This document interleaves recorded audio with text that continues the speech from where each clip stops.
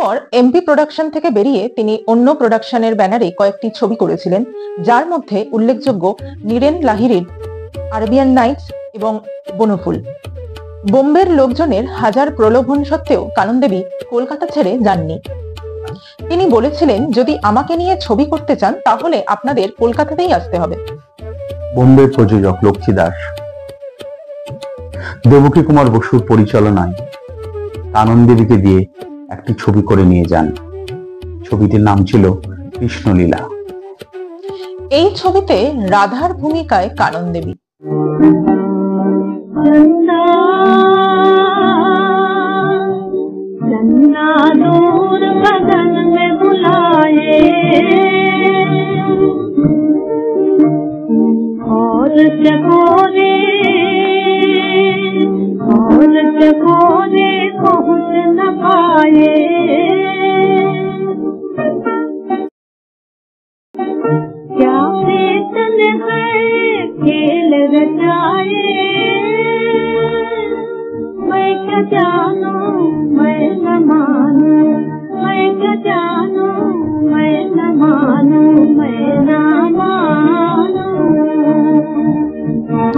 এই ছবির জন্য তিনি প্রায় কয়েক লক্ষ টাকা পারিশ্রমিক পান, যা ওই সময়ে সারা ভারতবর্ষের কোনো অভিনেতা অভিনেত্রী পাননি। ভারতের প্রথম ম্যাটিনি আইডল অশোক কুমারের সঙ্গে তিনি জোট বাঁধলেন বঙ্কিমচন্দ্রের চন্দ্রশেখরে। পরিচালক দেবকী বসু। भानु, आलम पनाह। आलम पनाह, आलम को पनाह देने वाला आज खुद पनाह ढूंढने निकला है। इतनी जल्दी ये किस तरह हुआ क़िबला आलम? कुदरत के खेल हैं बानो, जामे जम न रहा। अच्छाई और बुराई के दरमियान एक खतरनाक झगड़ा हुआ जिसमें कुदरत खामोश न बैठ सकी। अच्छाई की जीत और बुराई का खात्मा करने के लिए कुदरत ने अपने गैबी हाथों से पिस्तौल चला दी, जिसे कानूनी जबान में एक्सीडेंट कहा जाता है। বোম্বের অশোক কুমারের গ্ল্যামার আর কানন দেবীর দেশজোড়া খ্যাতি, তার সঙ্গে বঙ্কিমচন্দ্রের বিখ্যাত উপন্যাস, সব মিলিয়ে চন্দ্রশেখর বেশ গ্ল্যামারাস ছবি হয়ে উঠেছিল।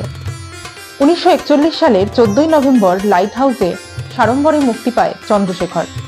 এটি শুধু অসাধারণ পিকচারই হয়নি, বহুদিন ধরে বেস্টসেলার এবং শীর্ষতম স্থান পেয়েছিল। 1947-এর 6ই আগস্ট কানন দেবী বিদেশ যাত্রা করলেন। উদ্দেশ্য ওখানকার সিনেমার স্টুডিও ও চলচ্চিত্র জগৎ দেখা। এই ট্যুরের সময় প্যারিস, হলিউড, লন্ডন এবার সব দেশ ঘোরার সময় তার একটা জিনিস সবসময় মাথায় ছিল যে সেই সব দেশের তিনি স্টুডিও দেখবেন, ফিল্ম স্টুডিও দেখবেন।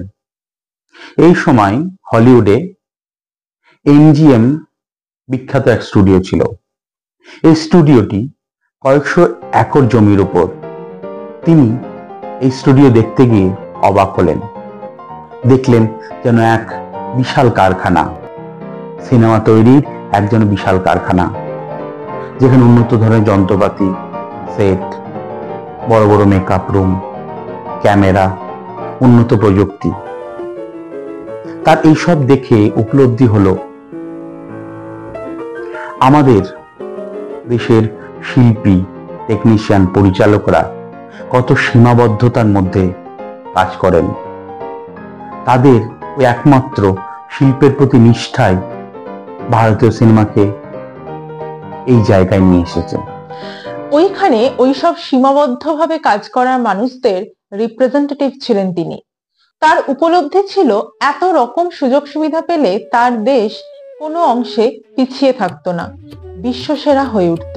ওই সময় হলিউডের বিখ্যাত চিত্র সাংবাদিক এইচ উলেনবার্গ কানন দেবীর কাছ থেকে ভারতের চলচ্চিত্র জগৎ সম্পর্কে জানতে চাইলে তিনি বলেন, আমাদের এমনই হাল, বিশেষ কিছু জানাবার নেই। ওই চিত্র সমালোচক সাংবাদিক কানন দেবীর হাত ধরে বলেছিলেন, ভারতবর্ষ কম কিসে, ভারতবর্ষ চিরকাল নৃত্যে, গানে, কাব্যে ঊর্ধ্বে। আর এর মধ্যে এই উদ্যমতা, আকুতি নিয়ে সেই দেশে যে শিল্পীরা জন্মায় তাদের বাইরের কোনো বাধাই আটকে রাখতে পারে না। তারা তাদের লক্ষ্যে ঠিক পৌঁছায়, যেমন আপনি পৌঁছেছেন। ভারতের প্রতি একজন বিদেশীর এই শ্রদ্ধা বিনয় বড় আপনার মনে হয়েছিল কানন দেবী। তার সঙ্গে তিনি গর্বিতও হয়েছিলেন। কানন দেবীর বিদেশে থাকাকালীন 1947-এর 15ই আগস্ট ভারত স্বাধীন হলো।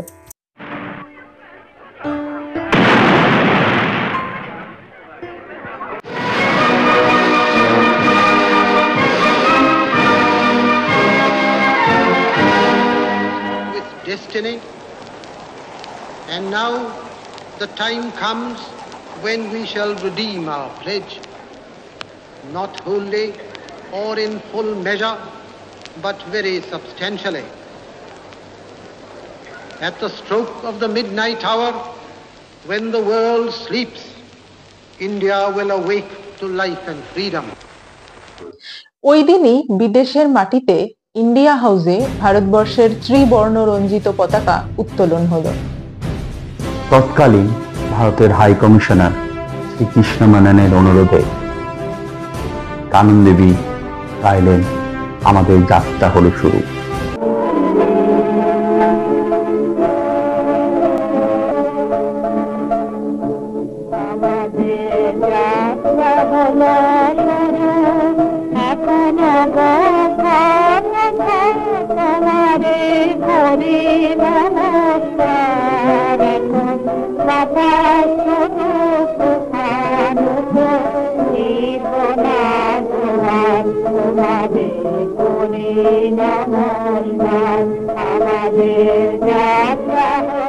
তিনি ওই দিনের ওই অনুভূতির কথা উল্লেখ করেছেন।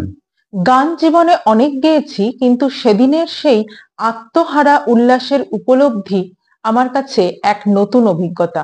সাত সাগরের পাড়ে দাঁড়িয়ে গাইতে গাইতে মনে হয়েছিল যেন স্বদেশের সঙ্গে সমস্ত দূরত্ব ঘুচে গেছে। আর আমার ভারতবর্ষের সেই ত্যাগী নেতারা, যাদের আত্মবলিদান আত্মত্যাগের জন্য আমাদের এই স্বাধীনতা অর্জিত হয়েছিল, তারা আমাদের দেশবাসীকে এক আনন্দের মহাসমুদ্র দান করেছিলেন, মহাসমুদ্র সৃষ্টি করেছিলেন। সুদূর বিদেশ থেকে আমার গানখানাও যেন প্রার্থনার কল্লোল হয়ে সেই সমুদ্রে মিশে যাচ্ছে। আজকের পর্বটি ভালো লাগলে পেজটি অবশ্যই লাইক, ফলো ও শেয়ার করুন। আজকের মতো এখানেই সমাপ্ত। নমস্কার। নমস্কার।